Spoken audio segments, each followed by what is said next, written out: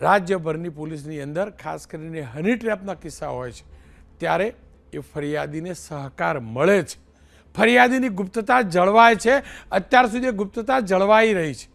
કેમ કે તમે ફરિયાદ નથી કરતા, તમે ડરતા રહો છો, એટલે જ એવી ટોળકીઓને બળ મળે છે. તમે તમારા પરિવારને નથી કહેતા એટલે અંદરથી એ ડર વધુ થાય છે. બસ પરિવાર સાથે મુક્ત મને વાત કરી લો, મિત્રો સાથે મુક્ત મને વાત કરી લો અને પોલીસની પાસે જાઓ. જેટલા લોકો આનો શિકાર બન્યા હશે પોલીસની પાસે જશે, આવી ગેંગોનો પર્દાફાશ થતો રહેશે, આવી ગેંગો પકડાતી રહેશે, તો ગેંગો ઉપર તો આ પ્રકારની જે નેટવર્ક છે એને તો બ્રેક લાગશે જ, સાથે જે અન્ય શિકાર બન્યા છે તેમની પણ હિંમત વધશે, એ બ્લેકમેલ નહીં થાય. હની ટ્રેપ એટલે જ ચાલે છે કે તમામને સમાજનો ડર છે. કોઈ વ્યક્તિ એટલે જ બ્લેકમેલ થાય છે કે સમાજથી ડરે છે.